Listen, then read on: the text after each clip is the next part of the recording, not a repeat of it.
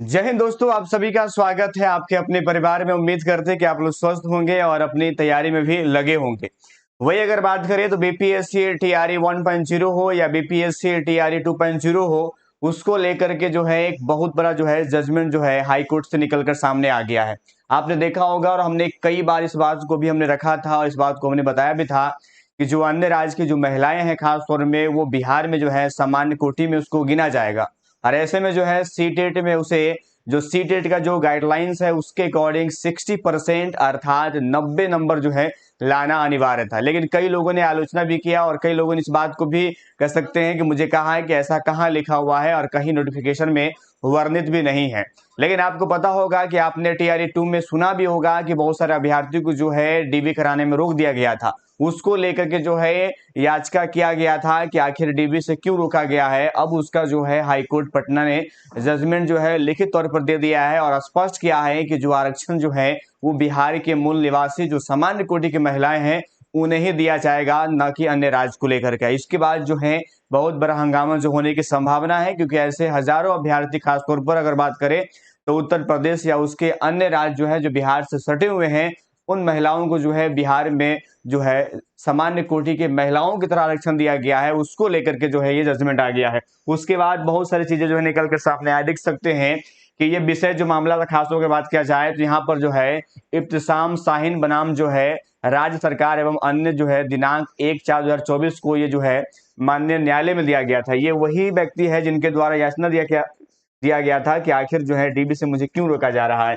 देख सकते हैं ये यहाँ पर जो है बिहार सरकार और इसके बनाम दिया गया था। यहाँ पर स्पष्ट किया गया है और जो हवाला दिया गया है वो सारा स्पष्ट किया गया है कि जो है जो गाइडलाइंस जो था, क्योंकि आपने देखा होगा कि नोटिफिकेशन आपने पढ़ा होगा तो वहां पर जो है सामान्य कोटि की महिला का वर्णन किया गया था और सब में जो है 50% यानी 55% नंबर दिया गया था। जबकि इनकी अगर बात करें, इसका नाम जो है इब्तिसाम शाहीन नाम है, इनका जो 89 नंबर था और 6 to 8 में इनका कह सकते हैं कि रिजल्ट हुआ था, लेकिन इनको डीबी कराने नहीं दिया गया था। और इन्होंने जो तर्क दिया था न्यायालय में कि मेरा 55% से अधिक नंबर है, फिर भी मेरा चयन नहीं किया गया क्योंकि इसका नंबर था 89 और आपको पता है 60% का मतलब होता है 90 नंबर 120 में।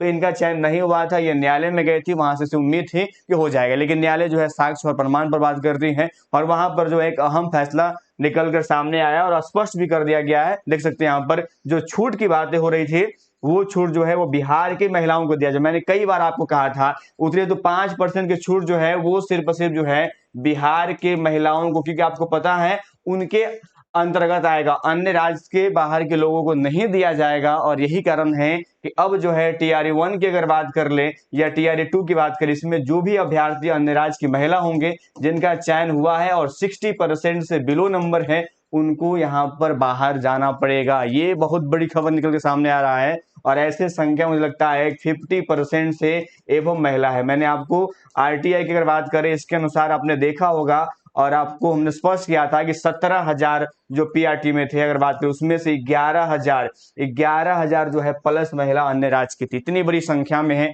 आप समझ सकते हैं कि आगे क्या होने वाला है।